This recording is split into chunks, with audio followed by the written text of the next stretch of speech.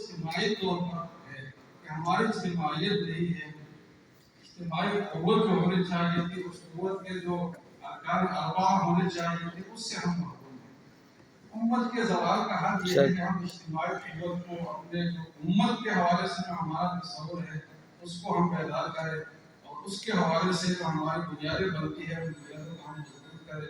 حضرت ڈاکٹر صاحب رحمہ اللہ نے ہمیں جو بنیادیں دی ہے وہ اس لیول کی بنیادیں دی کہ اس سے ہم امت کا قیام اور احیاء امت کا کام اور نشأت ثانیہ کا کام ہم اس سے لے سکتے ہیں۔ حضرت ڈاکٹر صاحب کی شخصیت کی کیمسٹری میں اگر آپ سوچیں گے نا تو وہ کئی چیزوں سے مرکب تھی، اس میں جدید علوم تو انہوں نے حاصل کیے ہی تھے، لیکن اس میں علامہ اقبال سے احیاء ملت کا جذبہ ان میں آیا، مولانا مودودی رحمہ اللہ سے احیاء دین اور طلب دین کا جذبہ آیا، اور پھر کراچی میں قیام کے دوران میں حضرت مفتی شفیع صاحب رحمہ اللہ اور مفتی رفیع عثمانی صاحب ان حضرات سے ان کی صحبتیں اور رفاقتیں رہی، اس سے ایک دین فکر اور ایک جذبہ ان میں آیا، اور ان سب چیزوں کو ملا کر کے انہوں نے قرآن ہی کو اپنے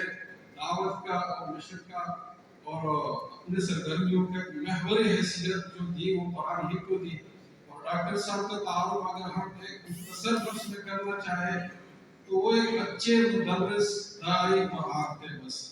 ان کی زندگی کا سب سے اہم پہلو یہی ہے کہ وہ مدرس قرآن تھے، داعی قرآن تھے، داعی قرآن تھے اور مجاہد قرآن تھے۔ اور قرآن کی جو آیت ہے وہ جاہدہم کی ہی جہاد کبیرہ، اس قرآن کے ذریعے سے آپ جہاد کریں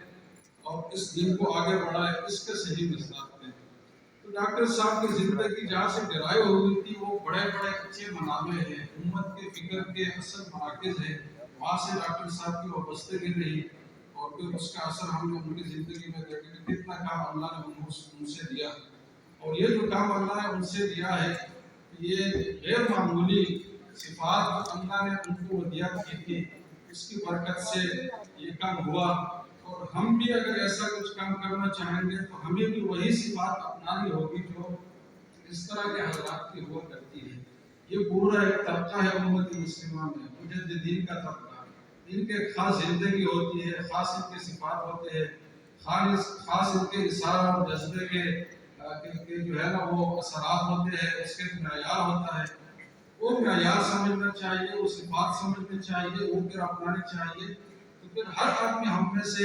اس طرح کا اگر ان صفات کا حامل بن جائے تو اس طرح کا کام کر سکتا ہے، کیونکہ اللہ نے یہ دین شخصیات کو ایسا نہیں رکھی کہ یہ شخص کام کرے گا تو یہ دین آگے بڑھے گا، اور نہیں، بلکہ کرائٹیریا ہے، معیار ہے، اس معیار پر جو بھی اترے گا تو اللہ تعالیٰ اس سے دین کا کام کرے گا۔ تو ڈاکٹر صاحب رحمہ اللہ کی جو سب سے عمدہ اور اعلیٰ صفت تھی جو اس کی تحریک کو یہاں تک پہنچنے میں کہ پوری دنیا میں اس کے اثرات ہمیں نظر آ رہے ہیں، اس میں سب سے پہلی بات یہ ہے وہ اخلاص للہ و فی اللہ، اور اخلاص للدین اور اخلاص للدین، اور فدعوا اللہ مخلصین لہ الدین۔ اخلاص بہت اعلیٰ پیمانے پر اللہ تعالیٰ نے ان کو دی تھی، اور اس حد تک تھی کہ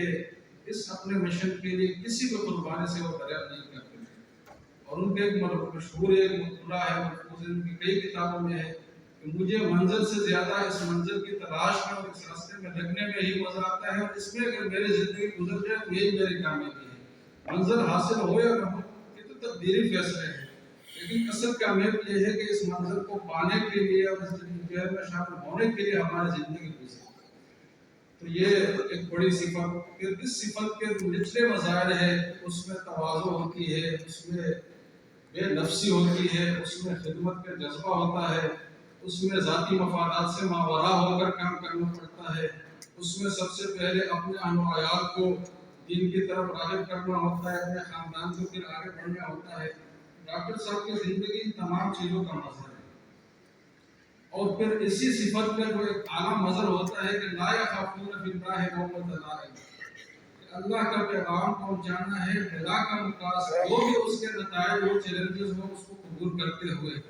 ڈاکٹر صاحب کی زندگی ایسے واقعات سے بھری پڑی ہے کہ پی ٹی وی میں ان کو دعوت قرآن کے لیے اور درس کے لیے بلایا گیا، اور جب یہ بات آئی کہ اس میں بے-حجاب خواتین بھی شامل ہوگی تو ڈاکٹر صاحب نے انکار فرمایا کہ یہ مزاج شریعت کے موافق نہیں ہے، میں ایسی مجلس میں نہیں آ سکتا۔ کافی پریشرائز ان کو کیا گیا، خواتین نے ان کے خلاف جلوس تک نکالے، لیکن ڈاکٹر صاحب اپنے موقف پر قائم رہے۔ یہ جو استقامت ہے یہ کب حاصل ہوتی ہے؟ اس صبر والیقین تنال الامامۃ فی الدین، کہ جب صبر کی صفت ہو انسان میں اور یقین اور ایمان کامل ہو، مضبوط یقین ہو، ٹھوس قسم کا یقین ہو اللہ پر اور اللہ کی کتاب پر،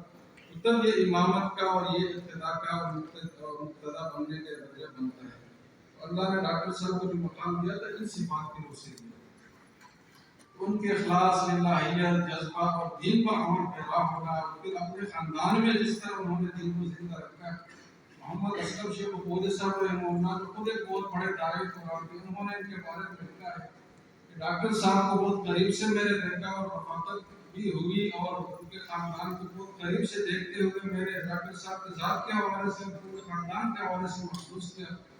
کہ مظاہر شریعت پر عمل کرنے میں وہ کسی بھی مداخلت کے قائل نہیں تھے، کسی بھی قسم کے۔ یہ دین پر پختہ رہنا، قائم رہنا اور کسی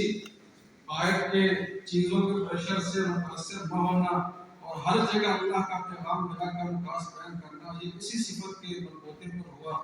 اور اسی صفت کے ذریعے سے وہ بات آگے بڑھی۔ تو ناظرین، ہمارا جو اجتماعی نظم ہے اس میں کمی کی وجہ سے اور اس میں خامی پائے جانے کی وجہ سے ہم زوال کے شکار ہیں۔ اسی اجتماعی نظم کو بحال کرنے کے لیے ڈاکٹر صاحب نے پوری تحریک شروع کی، اور اس تحریک کی بنیاد اسی چیز پر رکھی جو رکھنی چاہیے تھی، قرآن کریم اور قرآن سے ماخوذ تعلیمات، اور مجاہدون کی ہی جہاد کبیرہ کے قرآن کو استعمال کرتے ہوئے آگے بڑھنے کے لیے مختلف سٹیجز طے کیے جائیں۔ تو ڈاکٹر صاحب کی زندگی جو قرآن سے وابستگی کی زندگی تھی،